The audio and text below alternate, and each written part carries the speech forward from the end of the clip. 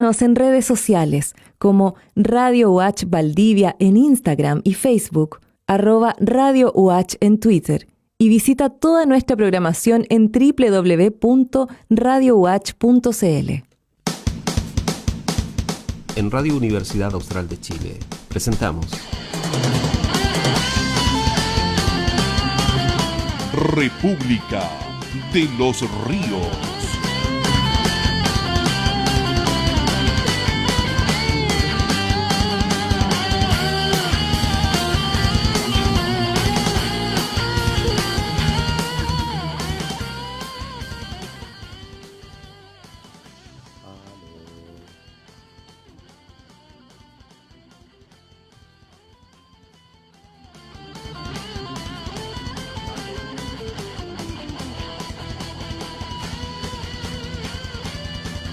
Hola, hola, hola.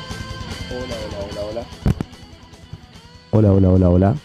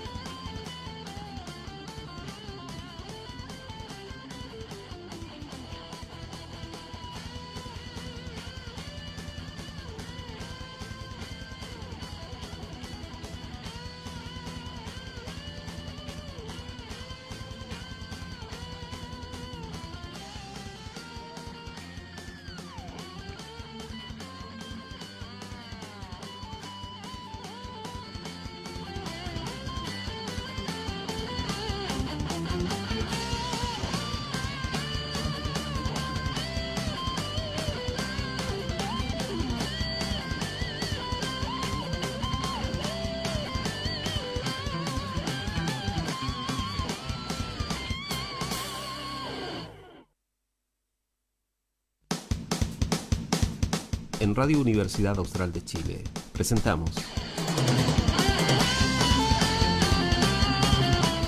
República de los Ríos.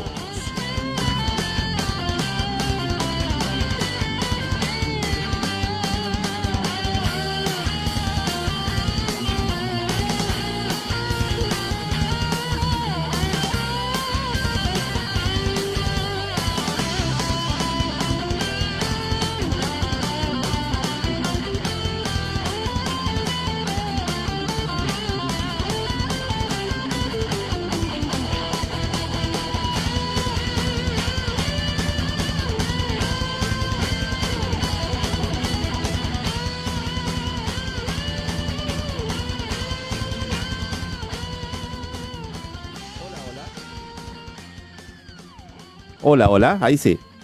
Bienvenidos, bienvenidas. Estamos ya en el República de los Ríos. Vamos a dar la bienvenida. Este es el martes de conversar sobre el escenario internacional y como ha sido en estas semanas, hemos tenido la oportunidad de estar muy conectados además con lo que ha estado sucediendo en Estados Unidos y de hecho la semana pasada habíamos comentado que íbamos a ampliar ese foco hoy, pensando que están sucediendo muchas cosas.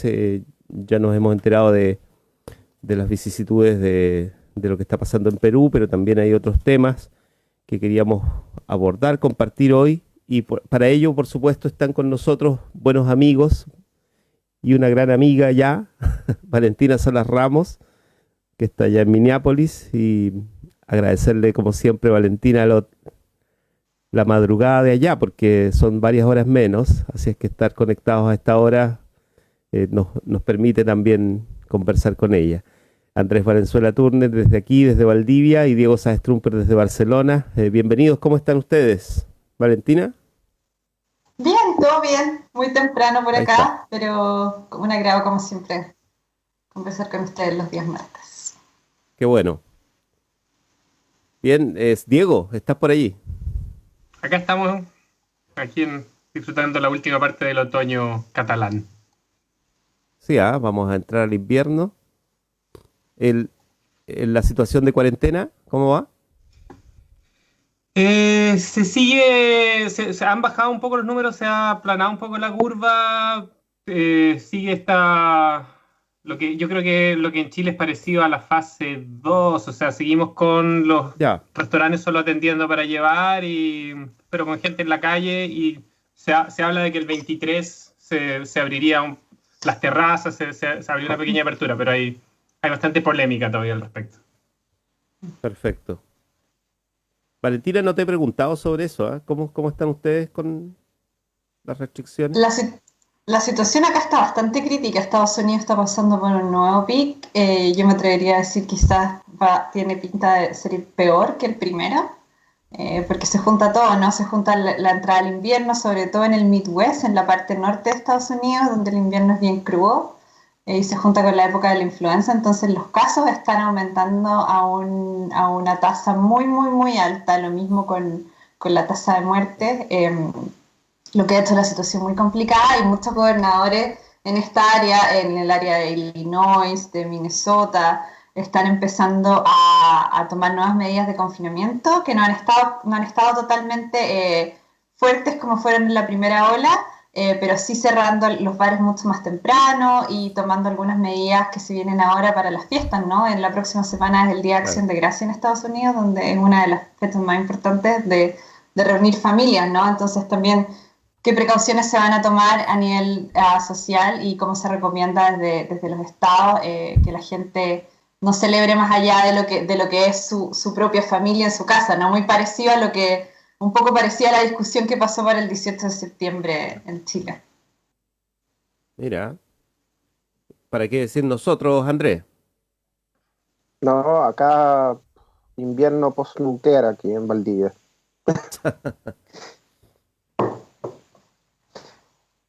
La verdad, uno sale a la calle y no parece eso, digamos, porque, porque aquí se da la paradoja esta de que las restricciones tienen fiscalización de policía, incluso personal militar. Sin embargo, hay una actividad mediana, ¿no? Restringida y todo, pero existe actividad laboral, de hecho, hay permisos laborales y todo ello. Me mencionaba nomás gente que el problema es para todos aquellos que no pueden hacer ese tipo de permisos colectivos que están asociados a los contratos. Allí es donde está la crisis económica golpeando a la gente, digamos, a la familia. Entonces también hay una cuestión económica bien compleja porque es diversa, ¿no? A propósito de que ustedes saben, este país es un poquito desigual, entonces No, y como dices tú, lo que le pasa a uno no le pasa al otro. Hay un tema ahí que no es menor, y que es cómo todas las medidas que se toman desde los gobiernos, o sea, tenemos el ejemplo de Chile, pero apuntan siempre a abordar el problema desde la lógica digamos, de una estructura formal, y no toman en cuenta, por ejemplo, qué pasa con la gente que es autoempleada o tiene trabajo no regular, no formal, no, como dices tú, sin contrato. ¿Qué pasa, por ejemplo, con la gente que, no sé, subsiste vendiendo cosas en la micro? Toda esa gente, digamos, queda totalmente al margen de todas estas medidas, porque las medidas están pensadas desde una institucionalidad que no es tal, una institucionalidad que no es necesariamente la norma. Entonces igual habla un poco de una desconexión entre la realidad del país en cuanto a cómo se opera en el día a día y la imaginación que existe a nivel digamos, de quienes toman las decisiones.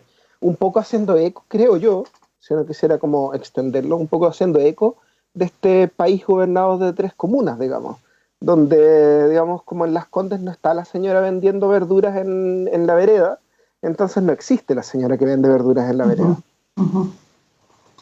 Tomando un poco lo que dice Andrés, yo creo que eso es súper interesante desde una mirada desde la formalidad, ¿no? Y desde tomar por sentado ciertos derechos que en sociedades neoliberales como la chilena, pero también como en Estados Unidos, algunas medidas que se piden también a la gente que parecen ser básicas, como el quedarse en la casa, ¿no? Como el trabajar desde la casa y quedarse en la casa, y acá en Estados Unidos se ha discutido harto eso en las últimas semanas, de cómo eso tiene implicancias para lo que es el derecho a la vivienda, ¿no? Que se toma muy por sentado que todo el mundo puede quedarse en su casa para resguardarse, para trabajar desde la casa, para no salir, pero hay muchas personas que no tienen acceso a la vivienda, muchas personas que tienen deudas por viviendas muy grandes, muchas personas que acá se discute mucho lo que tiene que ver con el poder echar a los arrendatarios cuando no han pagado el arriendo, ¿no? Por un par de meses. Entonces, todos esos debates en sociedades que no garantizan esos derechos, en la práctica, ¿no? Que no son judicializables en muchos sentidos, son súper importantes de ponerlos en el tapete el día de hoy en Estados Unidos, en Chile, y sobre todo en un proceso constituyente que se viene encima, ¿no? Sí, y todo lo demás. O sea, me contaban la cantidad de familias que están trasladándose hacia los campamentos nuevos. Les hablo de Valdivia, un poco para comentar lo que uno conoce un poco más de cerca. Me comentaban que en la zona donde han crecido los campamentos, aquí, crecieron justo después del retiro del 10% de las pensiones.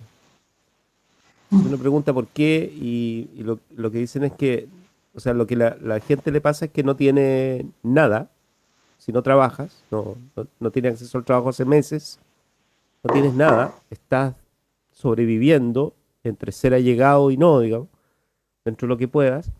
Entonces, cuando se produjo el primer retiro del 10%, lo que permitió a muchas familias, cientos, en el caso de Valdivia, es que se pudieron comprar materiales de construcción mínimos y pararon una mediagua en un campamento.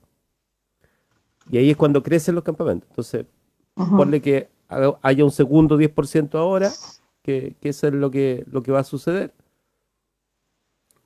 O va a ser otra oleada más, digamos. O sea, tiene que ver con una crisis que está ahí debajo. No se nota tanto, además. Incluso en Valdivia, en una ciudad donde tú sí de alguna manera te das cuenta de lo que está pasando, digamos, estás a 10 minutos de los lugares donde esto está pasando, no lo estamos viendo tan claramente. Sí, eso es algo que no va a aparecer, digamos, necesariamente en los medios, pero está sucediendo. Ahora, esto pasa en todos lados de distintas formas, ¿no? Por ejemplo, aquí en España hay un debate grande porque las medidas que se han tomado en Madrid y en Barcelona son bastante distintas. En Madrid, que tenía números mucho peores, está todo abierto en las condiciones de ahora, con toque de queda, pero digamos que las medidas han sido menos restrictivas y la curva se ha aplanado de una manera más o menos parecida y hay un debate entre los epidemiólogos. Alguna gente dice que es simplemente manipulación de los datos. En Chile sabemos un poco de eso, y el Partido Popular, digamos, se destaca porque no tiene mucho problema en hacer ese tipo de cosas, pero también hay una cosa que tiene que ver con que hay muchos especialistas opinando que también hay una cosa del comportamiento de la sociedad independiente, o sea que al final restricciones más, restricciones menos, la gente se comporta más o menos parecido, que la gente que quiere salir, que necesita salir, que tiene que salir o por necesidad o que culturalmente, porque acá también yo salí recién ahora en la mañana a hacer compras y es muy gracioso ver a la gente sentada en una sillita en la calle, afuera del bar donde estaba normalmente, porque también es parte de su cultura. Y cuando decía que esto va en todos lados, lo veía también en Alemania, conversaba con un colega que vive en Berlín, lo veía también por un músico valdiviano que toca en la Filarmónica de Berlín, Álvaro Parra, mucha gente lo conoce en Valdivia, el Álvaro, lo veía muy molesto por las medidas que se habían tomado en Alemania en contra de la cultura, que tenía una medida, tenían de alguna forma restricciones distintas que algunas otras industrias, por llamarlo así. Y lo que me decía este colega alemán era que efectivamente, porque en Alemania que supone que está todo tan organizado, que efectivamente en esto de las medidas que se tomaban había mucho de lobby y que los que tenían mejor lobby eran los que lograban también solucionar sus problemas. Y evidentemente la gente que está en la economía informal tiene cero capacidad de lobby. Por algo la gente del establishment le llama a la economía informal economía sumergida, que es una cosa muy de élite, ¿no? Porque no está sumergida.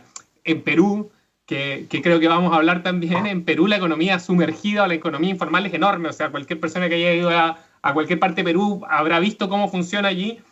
Y claro, esa gente no tiene ninguna capacidad de negociar en esta, porque no solo por ser un pequeño propietario, sino que por la falta de representación política que tienen estos grupos. Y eso es, yo creo que también es un signo de los tiempos y tiene mucho que ver con las cosas que han estado pasando últimamente en Latinoamérica, que hay un enormes pedazos de la población que están como al margen del sistema político completamente. Entonces, cuando vienen estas crisis no tienen una forma de integrarse. Y los lobbies, además de los intereses económicos y todo, están organizados. O sea, los grandes poderes económicos y industriales están organizados y no solo tienen un poder de facto, sino que además tienen capacidad de negociación. Bueno, ahí hay una condición además que, claro, nosotros asumimos que es latinoamericana. Diego nos alude precisamente a las circunstancias que se pueden vivir en Europa, un poco lo que contaba también Valentina.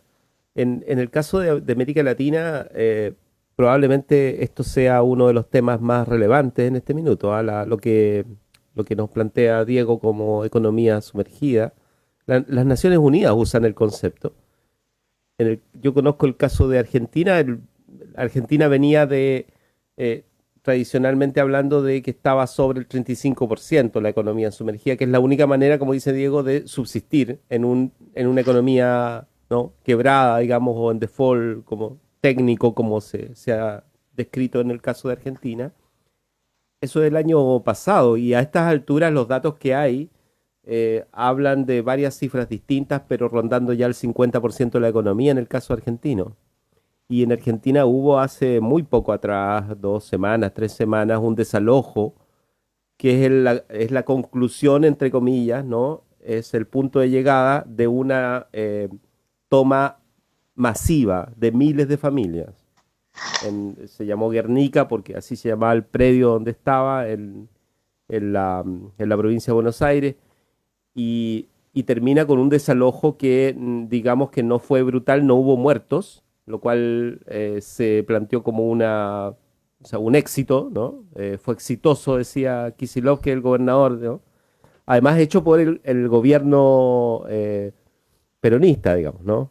El gobierno que se supone que no iba a asumir este rol de expulsar a los pobladores del lugar, sucedió.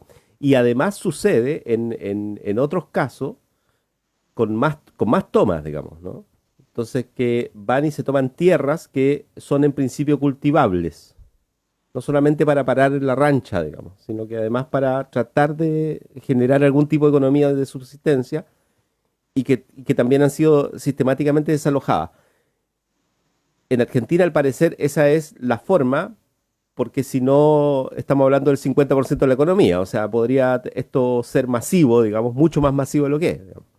Pero eso está en discusión también. O sea, así está la situación crítica. Me imagino que lo de Perú, las explosiones que hemos visto no son las únicas, ¿no? Debe haber pasado algo más, ¿no? No sé cómo han visto lo de Perú. Andrés, partamos contigo.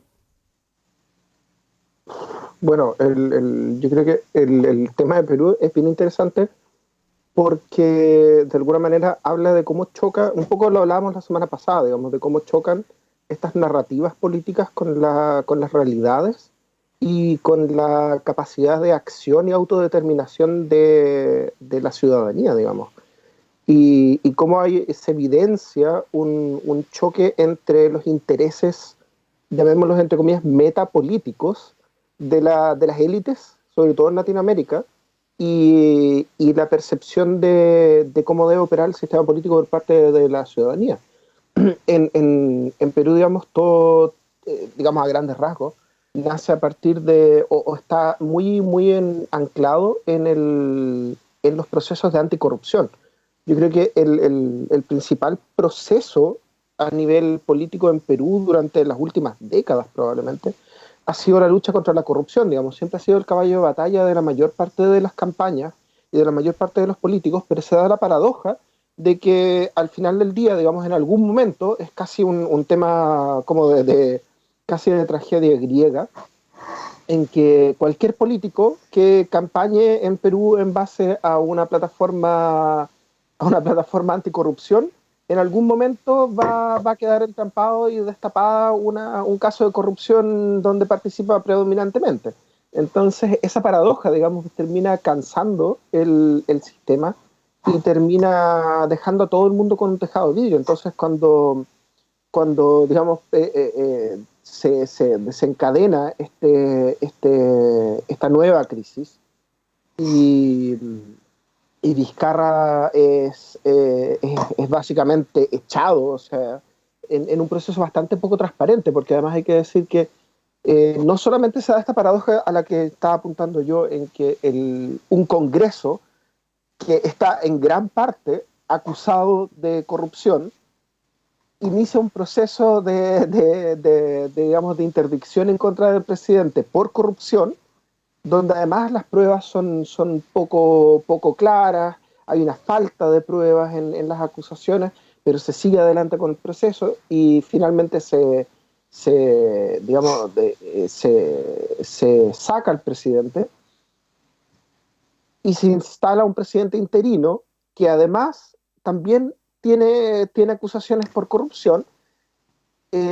Todo eso, digamos, demuestra un cierto o apunta a una cierta narrativa que no se sustenta y que hace, digamos, agua por todos lados, y eso finalmente termina siendo percibido por la ciudadanía como una suerte de gran juego de hipocresías, pero además termina siendo percibido. Yo creo que ahí está quizá la diferencia con casos anteriores, como podía ser, por ejemplo, todo el proceso en su momento contra Fujimori y la familia Fujimori. Termina siendo percibido como un juego en contra de la soberanía democrática del pueblo. Y eso es un reenfoque que quizás no se había dado hasta ahora, donde la ciudadanía lo termina percibiendo como un ataque en contra de la voluntad soberana. Porque en ningún caso, o en muy pocos casos, por lo menos, al menos de lo que se percibe desde afuera, se ha visto que sea una defensa de Vizcarra, que es lo interesante, sino que se percibe como un ataque en contra de la soberanía popular. Y eso así como en Chile, digamos, la entre comillas, novedad del estallido social fue que se percibió como un ataque transversal al establishment político. Quizá en el caso de Perú, la novedad de este estallido es que se perciba como un agotamiento de la paciencia en contra de un establishment político también, en vez de este abanderamiento de fujimoristas contra estos, contra los otros. Esa carencia como de banderas políticas habla un poco de un agotamiento en contra de cómo ha funcionado y del establishment político, y cómo hay una crítica hacia esta separación brutal que hay entre la realidad en la que vive ese grupo y la realidad en que opera y vive todo el resto del país, digamos, un poco conectándolo con lo que estábamos hablando hace unos minutos respecto de esta incapacidad de quienes toman las decisiones de realmente saber cómo opera la realidad del día a día y la realidad digamos, del conjunto de valores e ideas sobre el cual opera la mayor parte de la población. Andrés Valenzuela Turner. Valentina Salas Ramos. Sí, no, lo de Perú es bastante trágico, ¿no? Concuerdo como con la etiqueta que le pone Andrés, ¿no? Son 4 años con 4 presidentes, incluyendo el presidente del Congreso electo ayer, que por sucesión constitucional es ahora el presidente del Perú, con bastantes procesos de intento de vacancia, ¿no? Con 2 presidentes destituidos, PPK, Vizcarra, ¿no? Y con momentos de crisis bastante fuertes. Y yo creo que ahí lo de la corrupción, como mencionaba Andrés, es muy importante, porque el boom económico que vivió Perú en las últimas décadas fue un boom económico sin ley, sin Estado de Derecho, ¿no? O sea, un boom económico, sobre todo en términos de la industria inmobiliaria, de la industria de la construcción, que sirvió para enriquecer a la élite política. Y lo que dice Andrés es muy, o sea, de los 130 miembros del Congreso, creo que alrededor de 68 tienen juicios por temas de corrupción. Y es ese mismo Congreso que no solo tiene alegatos de corrupción, está en procesos judiciales por corrupción, ¿no? Es el que destituye al presidente Vizcarra por acusaciones de constitución y con esta herramienta constitucional de la vacancia presidencial, ¿no?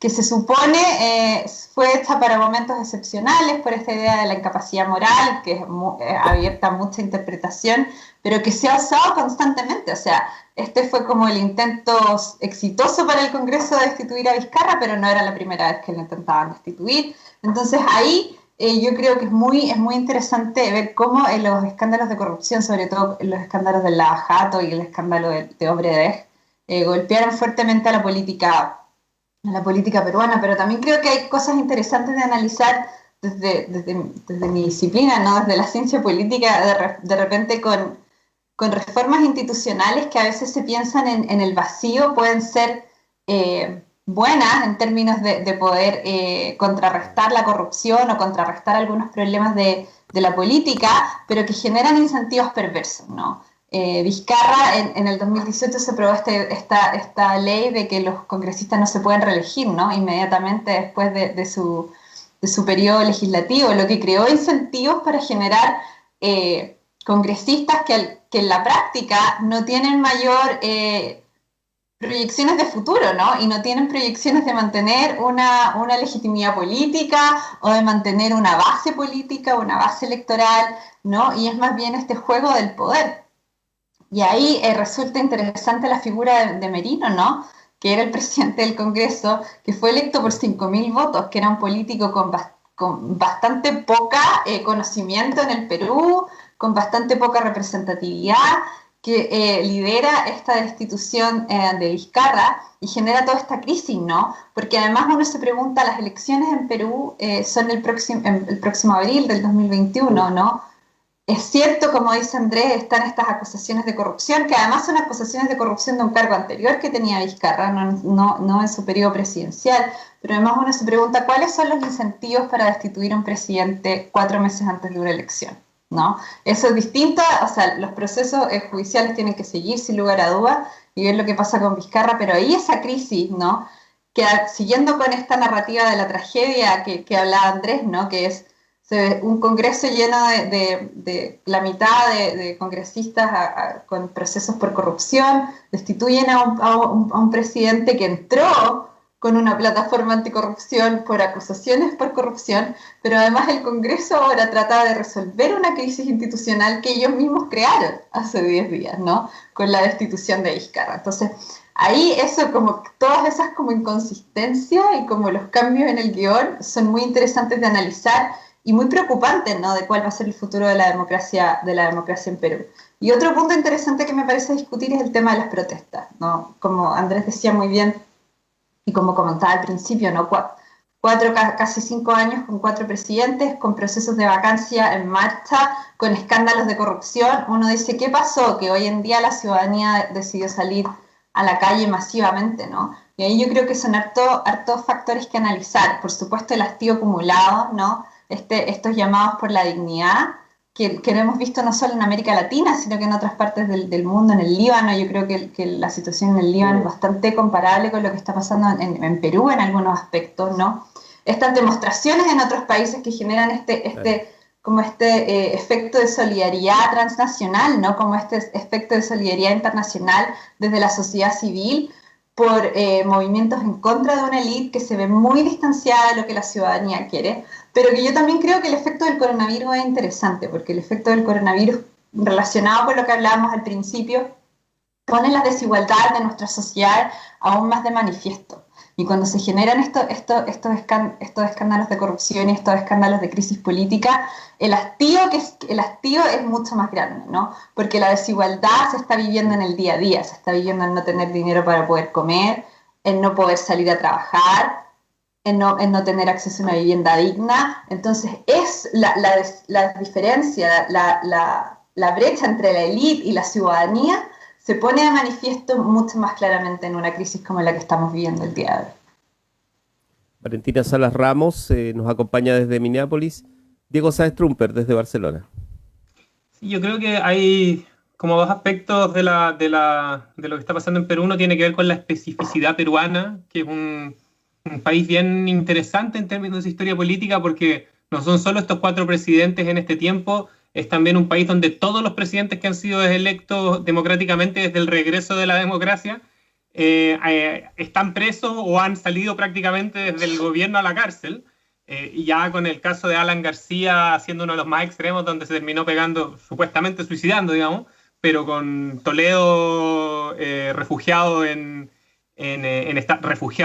escondido en Estados Unidos, con Ollantumala, que acaba de salir con bajo fianza, pero también que estuvo mucho tiempo, la hija de Fujimori, el mismo Fujimori que está preso, y que además venía anteriormente también de una historia media singular, con un nivel de violencia política bien impresionante. O sea, la violencia política en Perú alcanzó unos niveles que se conocen muy poco, son probablemente comparables con lo que pasó con Pol Pot, pero con esterilizaciones masivas, tanto grupos paramilitares como organizaciones revolucionarias, como el Estado yendo a pueblos enteros y matando a todo el mundo. Es bastante impresionante. Si uno va al espacio de memoria, creo que se llama como el equivalente del Museo de la Memoria en Lima, es escalofriante todas las historias que hay, porque por todos lados, ¿no?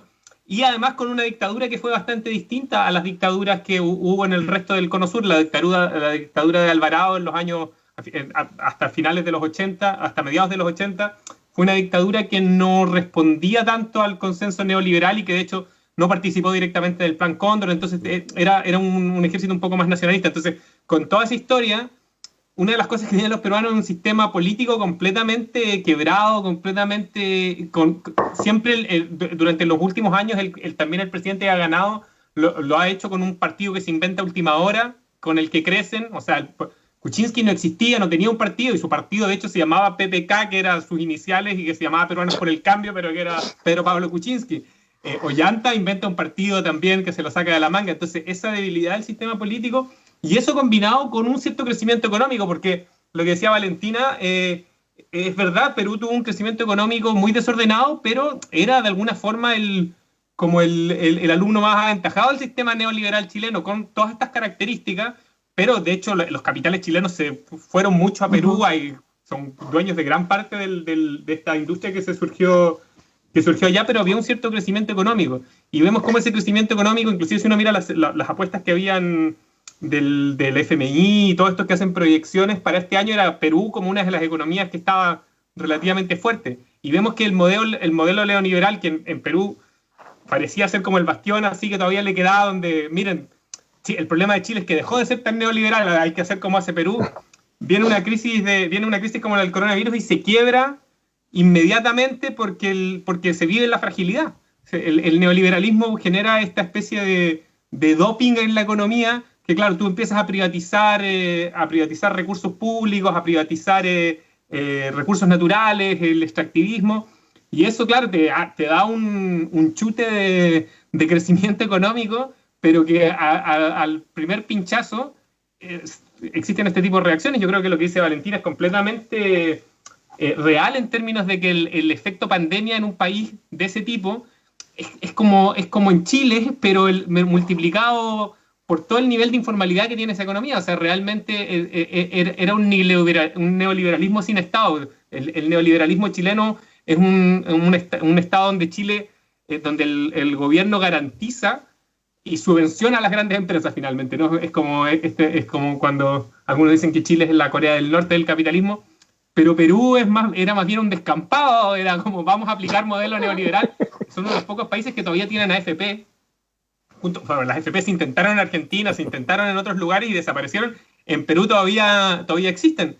Entonces, claro, hay un tema que tiene que ver con la especificidad peruana, y hay un tema que tiene que ver con la debilidad de los sistemas políticos y cómo en los países que existen organizaciones políticas que representan a sectores populares, como lo que pasó en Bolivia, que no hemos hablado también del regreso de Evo Morales que se dio esta semana a Bolivia, o como lo que pasó en Argentina, que también tuvieron 3 presidentes en una semana, pero que tienen partidos más corruptos, menos corruptos, más representativos o menos representativos, pero tienen sistemas de participación política para los sectores populares. logran de alguna manera ordenarse. Ni siquiera yo voy a decir que tampoco lo que pasó en Argentina no vieron maravillosamente cuando volvió el peronismo, y es discutible si es que el crecimiento boliviano es puro extractivismo o no, pero por lo menos cuando vienen estas crisis las organizaciones políticas se articulan y son capaces de retomar el poder, de ordenar, de dar algún tipo de salida. El problema que tiene Perú, y en eso se parece un poco a la situación chilena, pero multiplicado mucho más, porque no hay ni siquiera resabios de partido. El último partido importante que hubo en Perú es el APRA, que se creó hace como 100 años y que está completamente desfondado hace más de 15 años, desde el primer gobierno ¿cómo se llama el que se pegó el balazo? Alan García. Alan García. Alan García. De Alan García. Desde entonces que no tiene un partido. Entonces, ¿qué va a pasar ahora? Se espera que caiga otro líder carismático como fue Fujimori, porque Fujimori al final es eso. O sea, de hecho, ante el desmembramiento del APRA y ante la hiperinflación de los gobiernos de Alan García, del primer gobierno de Alan García, aparece un Fujimori que llega con esta idea de aplicar el modelo neoliberal a fondo, y que termina dando un golpe de Estado, torturando un montón de gente, desapareciendo un montón de gente, y que pese a todo eso mantiene un 30-40% del apoyo popular en Perú. Cuidado, entonces el problema cuando se desfondan los sistemas políticos así es que las soluciones que surgen no son necesariamente para mejor. Sí, hay bueno, detalles además tristes, porque en las movilizaciones en Perú en estos días se ha verificado una brutalidad no menor, digamos, ¿no? A pesar de que uno podría decir, bueno, nos tocó a nosotros vivirlo igual en Chile, qué sé yo, pero ahí se da cuenta quién es el que sufre al final, ¿no? Y lo otro es yo traté de mirar la prensa peruana, y la centralidad del tema del mercado es como el Chile de los 90. O sea, bueno, aquí todavía uno encuentra eso en la prensa, pero en general la preocupación esencial es la tranquilidad de los mercados, independiente de lo que suceda con los presidentes incluso, ¿no? Entonces la entrada de este político más de centro, digamos que es un acuerdo político al final el de interior del Congreso, para salir de la situación en que están, ¿no? La entrada de Sagasti, de Francisco Sagasti, viene a responder a una idea incluso de una salida con una candidata del Frente Amplio. O sea, hubo, digamos que una discusión interna respecto de cómo calmar el mercado al final. Y eso es lo que están tratando de hacer. Entonces, independiente de cuántas vías se lleve por delante eso, digamos, ¿no? Entonces, esa cuestión en América Latina, no sé si en el mundo, o sea, por ahí yo te planteo esto, Valentina, pensando en lo que tú mencionabas del grado de protesta social que puede haber en distintos lugares del mundo, a propósito del Líbano. Pareciera que para el caso latinoamericano el problema siempre está asociado a la estabilidad del mercado internacional, porque somos productores de commodities, no sé, o sea, porque somos en definitiva mercados fáciles, digamos, ¿no? Disponibles para lo que sea, digamos, ¿no? Valentina. E inestables, ¿no? O sea que, como bien decía Además, Diego, que están construidos sobre cimientos bastante inestables, que con distintas crisis se ven como estallan, ¿no? Y como sobre lo que están construidos, esta idea de la economía informal, ¿no? Entonces, y la posición también que América Latina juega en el sistema internacional, ¿no? Entonces, una posición bastante rezagada, que lo que hace es que mirar a la estabilidad del mercado sea tan importante, ¿no? En términos internacionales, más que lo que pueda producirse internamente. Yo creo que ahí lo que tú decías, Víctor, es súper importante por quién es Francisco Sagasti, ¿no? O sea, esta figura que emerge desde el Congreso, que aparte de ser uno de los pocos que votó en contra de la destitución de Vizcarra, es un hombre más bien de centro liberal, ¿no? Que su carrera ha sido construida, como tú lo mencionabas, en función de su carrera profesional, académica, en el ámbito económico, ¿no? O sea, trabajó en el Banco Mundial, ¿no? Ha escrito bastantes libros sobre el tema, entonces, y una figura como bastante más del establishment político, ¿no? De estos políticos nuevos que han surgido en Perú en el último tiempo, que surgen de una elección a otra, ¿no? Entonces yo creo que ahí es bastante interesante lo que puede si es que Sagasti logra o no ser la figura de consenso, porque una cosa es ser la figura de consenso que él lo parece ser para la élite política del Congreso, ¿no? Parece haber un consenso interno de que él es la figura que puede llegar de aquí a abril, pero lo otro sí lo es para la ciudadanía. Porque yo creo que ahí es importante lo que decía Andrés, de que las protestas no eran pro Vizcarra, ¿no? O sea, nuevamente Vizcarra no fue electo democráticamente, ¿no? Vizcarra fue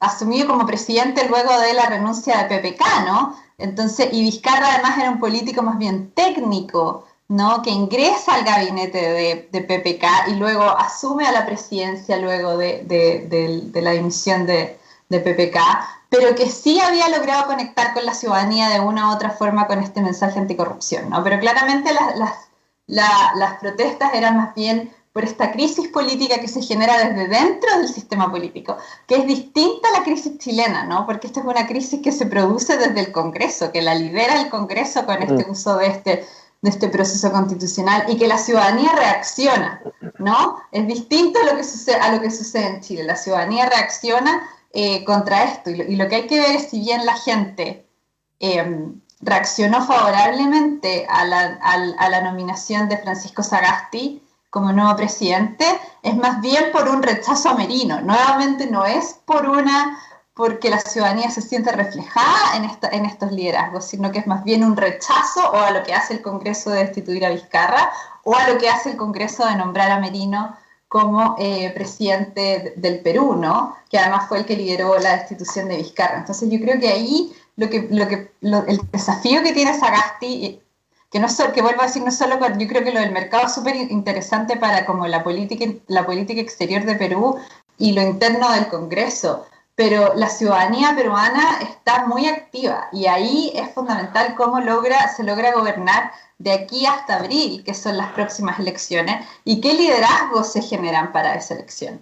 Porque en una democracia como la peruana, que como bien decía Diego, una democracia sin partido, que es como raro decirlo porque hay muchos partidos, pero no hay ningún partido que representa a la ciudadanía, y por lo mismo como hay muchos partidos, para cualquier presidente es muy difícil gobernar, ¿no? Entonces, y son además partidos que se han generado como máquinas electorales, que muy poco programáticas, ¿no? Que para lo que sirven es para generar candidatos y para, en muchos casos, generar dineros electorales que después se usan para sobornos, para corrupción, etcétera. Entonces, de ahí el desafío de generar un liderazgo que esté a tono con lo que la ciudadanía pide es uno de los desafíos más importantes que tiene la democracia peruana y que lo tiene cuesta arriba, ¿no? Por cómo el sistema de partidos ha venido funcionando, como decía Diego, no solo en los últimos 4 años, sino que en las últimas 2 o 3 décadas.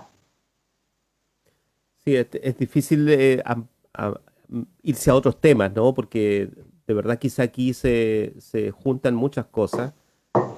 La perspectiva que tenemos en los próximos años a propósito de las elecciones que debieran terminar con las elecciones de Brasil, nos abre un escenario de disputa política en América Latina, un ciclo, digamos, ¿no? Que posterior a eso debiera cambiar en algo. La situación de Bolivia no sé si está resuelta, ¿no? Hay señales de que el triunfo del 55% de Arce, o sea, cosas que le darían un respaldo especial de fortaleza, ¿no?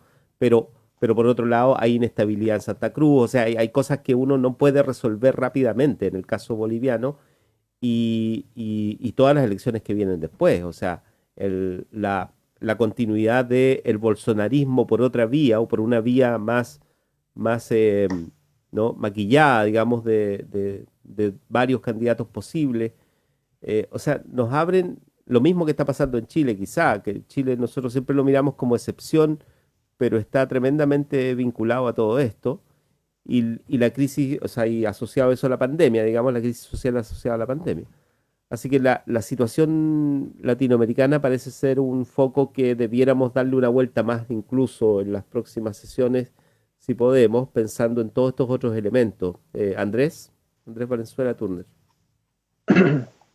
Sí, yo quería tomar un punto, o sea, en realidad varios de los puntos que había planteado Valentina, y hay una cuestión bien interesante que en el caso peruano, digamos, queda súper ultra evidente, digamos, por lo que decía Valentina, por ejemplo, de estas reformas en torno a los periodos, de este hiperfoco en el mercado que mencionabas tú también, Víctor, y que tiene que ver con cómo la política finalmente en países como Perú, como otros países de Latinoamérica también, y en parte también lo vimos, o sea, se pudo ver hace décadas en el surgimiento de los, entre comillas, tigres asiáticos, de cómo se da esta paradoja, digamos, de falta de democracia, o de democracia poco representativa, o de frentón de sistemas autoritarios y crecimiento explosivo económico, donde se rompió totalmente esta narrativa medio pomada que se vendía desde el neoliberalismo digamos, de finales de los 70, de principios de los 80, de que digamos, había una correlación directa entre altos niveles de democracia y crecimiento económico, y donde todo ese discurso, digamos, se va al tacho de la basura, primero con los experimentos, por ejemplo, en el sudeste asiático, y posteriormente con lo que sucede en Latinoamérica, por ejemplo, con el, entre comillas, milagro chileno, digamos, donde, digamos, el crecimiento económico aparente, porque está muy cuestionado ahora desde el retrovisor histórico, se da en medio de dictaduras de frentón y dictaduras tremendamente violentas. Y en el caso peruano hay otra arista más, creo yo, y que tiene que ver con la instrumentalización permanente de la política para fines que no tienen nada que ver con entre comillas, con la política, digamos, porque la política es todo, pero que finalmente se convierten en estas plataformas ad hoc para grupos o individuos para finalmente enriquecerse, porque ni siquiera tiene que ver con un desarrollo económico, digamos, se pone el énfasis en eso, pero es aprovechándose de esta correlación que se hace desde el discurso, prácticamente desde su nacimiento del neoliberalismo, digamos, en Austria a finales digamos, en el periodo de posguerra, entre libertades y economía. Digamos, ahí hay un punto súper interesante, y es que siempre el discurso neoliberal desde una lista un poco más, entre comillas, ideológica, desde la filosofía que sustenta el neoliberalismo, siempre se reduce todas las libertades y toda la operación política a el crecimiento y las libertades económicas. Entonces llegamos a un punto donde en Latinoamérica, por ejemplo, está tan infectado todo el sistema con el discurso profundo, con la base ideológica del neoliberalismo, que finalmente tenemos una clase política que se acostumbró a operar bajo este supuesto de que mientras mantengamos libertades económicas, que además no son libertades económicas para todos, lo vemos en este análisis que hemos hecho un poco de las economías sumergidas, entre comillas, mientras eso se garantice, todo va bien. ¿Y qué pasa cuando las libertades económicas no son posibles, como en esta situación de pandemia, donde las libertades económicas, sobre todo para quienes no participan de la estructura formal, se van directo al tacho de la basura? Colapsa todo el sistema. Y el problema es que esa clase política es incapaz de ofrecer otro tipo de sustento ideológico, entre comillas. No hay un programa ideológico. Y en el Perú queda muy en evidencia de que finalmente todo el sistema político es un instrumento para pasar, digamos, un periodo, generarse posibilidades, contactos, legislación que sea favorable para cuando yo salga y vuelva al sector privado, poder ir a cosechar lo que sembré. En el fondo se convierte en una especie de invernadero de paso para generar un apernamiento permanente en el estatus de élite, digamos. Y eso queda muy en evidente en el caso peruano, por estas particularidades que señalaba Diego, por estas reformas que sacaba a relucir Valentina también. Pero queda también en evidencia esta incapacidad de presentar cualquier tipo de programa político que trascienda al discurso económico, o o incluso al germen más crudo de ideología neoliberal que hay detrás. Simplemente libertad igual a libertad económica. desarrollo igual a desarrollo económico. Y eso queda en evidencia ahora, digamos, cuando la gente dice, ok, ¿qué pasa cuando usted no puede garantizar esto? ¿Qué pasa cuando usted se le cae la capacidad de garantizar a través del crecimiento económico el bienestar general o la ausencia general de necesidades ideológicas de otro tipo? ¿Qué pasa? Y en Perú, digamos que está en esa fase de colapso absoluto, pero también lo vemos en Chile, donde en medio por ejemplo, cuando comienza el estallido social en octubre del año pasado, la clase política trata de reducir esto pero si son solo 30 pesos, pero si son reformas de este tipo, y la gente le dice, no, ¿sabe qué? No se trata de esto. Usted está completamente mal enfocado. Lo mismo está pasando en algún sentido por ejemplo, en lugares como Polonia, donde hay un estallido social brutal en torno a una falta de capacidad de conexión de la clase política, o incluso la falta de voluntad, más que falta de capacidad, para conectar con las demandas ideológicas de la ciudadanía versus los programas que tienen los partidos. Y en el caso de Perú, bueno, ni siquiera existen partidos a nivel, digamos, si uno se quiere ir en este análisis que habían hecho Valentina y Diego recién, ni siquiera existen realmente partidos, pero se nota esa incapacidad de presentar realmente programas ideológicos, programas que se sustenten en ideas y digamos, en visiones de sociedad que trasciendan la administración económica.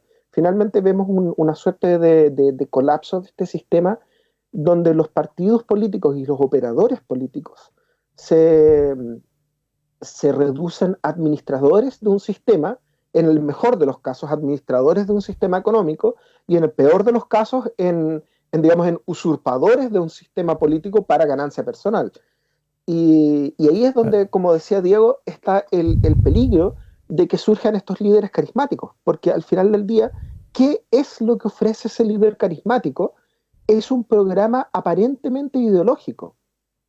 Por ejemplo, cuando Bolsonaro aparece en un escenario relativamente similar al peruano, digamos, en algunos aspectos, lo hace en gran parte porque, por un lado, vende esta pomada de anticorrupción, que es digamos, el ingrediente básico, es como la harina de este pan, de este queque, pero además ofrece una serie de plataformas ideológicas que tienen que ver con la recuperación con este constructo medio fascista, neofascista, de la recuperación del orgullo nacional, de recuperar digamos, una idea general autopercibida de cuál es el lugar que merecemos ocupar a nivel latinoamericano, a nivel mundial, a nivel local, quiénes son los enemigos percibidos, una serie de discursos ideológicos que el resto de los agentes políticos no van a usar, digamos, o por lo menos no se van a hacer cargo, porque en realidad no tienen ninguna capacidad de operar a nivel ideológico, porque simplemente se plantean a sí mismos, en el mejor de los casos, como administradores de un sistema que aparentemente está funcionando. Y esa capacidad, y esa, digamos, ausencia de ideologías, llamémoslas entre comillas, positivas, o de discursos políticos, de narrativas políticas que resuenen, digamos, dejan este desierto para que llegue un líder carismático que además se plantee como alguien que sí tiene la capacidad de hacerse cargo de estas narrativas y se venda fácilmente, digamos, y ese es el gran peligro, digamos. Ese es uno de los grandes peligros ante esto, de que aparezcan estos líderes populistas, en el peor de los sentidos de populismo, no en el sentido de hacerse cargo, y llenen estos vasos, esta ciudadanía sedienta de narrativas que vayan un poco más allá de simplemente tipo tecnócratas para ocupar un lugar, digamos, y lo vemos también en un poco emergiendo en la política chilena, donde quienes mejor están en las encuestas últimamente son gente que justamente se vende así, digamos, se venden desde una recuperación de la ideología, pero desde una recuperación súper inmediatista, súper respondiendo a generarse personajes. Víctor habla ahí, por ejemplo, de Pamela Giles, que claro, se venden justamente desde esa perspectiva, es decir, yo sí puedo operar desde la ideología, yo no soy un mero administrador, yo no soy los demás. Trump en su momento se vendió muy parecido también, yo soy un outsider, yo voy a responder a lo que ustedes piden, no a lo que el establishment pide. Y ese es el Andrés, gran peligro, digamos. En Perú, ¿qué va a nos pasar? quedamos ¿Va a sin aparecer tiempo. un Trump? Nos quedamos sin tiempo, pero démosle a Diego de todos modos unas frases y a mí me sigue llamando la atención tan poderosamente la capacidad de maniobra de Cristina Fernández. O sea, porque en ese contexto que tú describes, hacer política es mucho más difícil todavía y gobernar con ingobernabilidad es un arte que yo creo que es para talentos especiales, digamos. Diego Sánchez. Yo lo he dicho otras veces, el PRI y el peronismo son dos constructos latinoamericanos bien especiales que logran hacer este tipo de cosas. Pues vamos a concordar que AMLO no es otra cosa que una versión renovada y izquierdizada del PRI, digamos, pero un político del PRI de toda la vida y como lo son, y los peronistas ni que hablar. Muy brevemente, en esta idea de libertades económicas versus y libertades de crecimiento versus otro tipo de libertades, a mí me gusta mucho una frase que leí en algún rayado por aquí que decía que si tienes que pagar por ello no es una libertad, es un privilegio. Y eso se confunde muchísimo en esta ideología neoliberal. Yo creo que va a haber que ver lo que sigue pasando en Perú. Creo que hay que mirar un poquito. La región está súper movida porque lo que pasó en Bolivia también es muy decidor de otro camino que también ha puesto la economía como una centralidad, pero con una presencia del Estado. Y al final, un poco refiriéndome a lo que decía Andrés sobre esta tecnocracia neoliberal que presenta todos los problemas con problemas técnicos donde aparentemente no hay ideología y la vuelta de tuerca que intentan vamos a decir, los bolivarianos en un momento que van fracasando de distintas formas, pero que en Bolivia se presenta con una tecnocracia estatal que leía a García Linera decir que en Bolivia, por lo menos hasta hace un año atrás, el Estado manejaba un 40% de la economía y ha sido un modelo relativamente exitoso. Y eso acompañado de una organización política que no es un partido solamente oportunista, sino que responde realmente es un partido de sindicatos. El MAS es un partido básicamente de distintos sindicatos indígenas que se juntan con un pedazo de la intelectualidad que es representada por García Linera y que empujan un proyecto nacionalista un poco extractivista, pero que tiene un cierto éxito. Y digo que además la región se va a poner entretenida porque ayer hubo elecciones municipales en Brasil, Bolsonaro salió bastante para atrás, digamos, dañado, no quedó bien aspectado. Hubo algunos triunfos importantes de la izquierda, la izquierda que está a la izquierda del PT. A Lula tampoco le fue muy bien, el candidato que apoyó Lula en São Paulo no pasó a segunda vuelta. Pasó Guilherme Boulos, que es del PSOL, que es una escisión del PT por la izquierda, así que por ahí se está viendo lo que va a suceder. Hay elecciones en Ecuador también en poco tiempo, entonces se empieza a configurar como a lo mejor una ola 2.0 de los progresismos latinoamericanos, pero con un componente más ideológico. Yo creo que allí yo creo que en ese sentido Andrés da súper en el clavo de, claro, y también lo decía mucho García Linera, el neoliberalismo está en estos momentos confundido, no podemos decir que está herido de muerte, pero está confundido porque los grandes promotores de la globalización, que fueron Estados Unidos y Inglaterra, han sido los primeros en poner freno, ¿no? Inglaterra saliéndose de la Comunidad Europea con medidas proteccionistas, Estados Unidos con el trumpismo, porque ya el modelo de acumulación a las élites que se benefician del neoliberalismo ya no les conviene, ya no les sirve porque China les empieza a ganar en ese juego, ¿no? O sea, vamos a competir en el mercado, ¿vale? China compite como un gran monstruo, digamos, y se empieza a comer a todo el mundo. Entonces los neoliberalismos hacen crisis por su incapacidad de seguir generando acumulación de riqueza para las élites de siempre. Y sabemos que las élites son amigas de la democracia mientras les sirven, ¿no? Entonces, ¿hacia dónde va a derivar eso? ¿Y cuál es la respuesta? Porque en estos momentos lo que vemos en muchos lados, como en el Líbano, como en Chile, como en Perú, son revueltas, pero no son sujetos políticos organizados que aparecen con una capacidad deliberativa, organizativa y de incidencia más allá de la revuelta. Y yo creo que esa es como probablemente la tarea histórica que van a tener todos estos movimientos. No se trata de tener un nuevo programa, no se trata de que aparezcan estas personas, eso lo decía Fidel Castro en los años antes de la Revolución Cubana, no se trata de que aparezca una persona que va a ser incorruptible porque es un problema personal de que la gente es corrupta, y si tú pones uno que no es corrupto, los sistemas funcionan. Es un problema sistémico de producir instrumentos políticos de participación que lo logren hacer, y yo creo que en eso todavía hay mucho que experimentar, y el modelo boliviano es interesante, pero evidentemente que no es replicable a nivel que no se puede copiar directamente. Y bueno, nos saltamos un montón de otros temas como las vacunas que están saliendo y otras que quedarán para la próxima edición. Estás muteado, Víctor. Víctor, estás muteado. Víctor, Sigues muteado, estás muteado de Skype. Del Skype, ahora sí. no, Ahora todavía. te muteaste No de te otra cosa. escuchamos.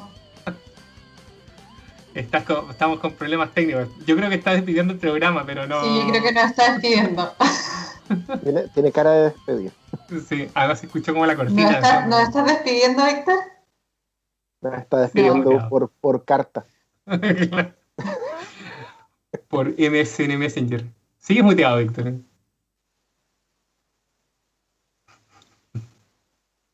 Seguimos con problemas pasó? técnicos. No, sigues muteado. Se corrompió el sistema. Bien, Ahora Ahora sí. sí. me metí por el teléfono. Ah. Me metí por wow. el teléfono para poder hablar. No, agradecerles nomás, encontrémonos la próxima semana si es posible, y porque este tema yo creo que tiene continuidad, ¿no? Así es que muchas gracias. Un abrazo a todos, a todas. Nos vemos, Valentina, gracias. Andrés, Diego. Chao, chao. Gracias a ustedes. Tengan buen día. Chao. Chao. En Radio Universidad Austral de Chile hemos presentado República de los Ríos.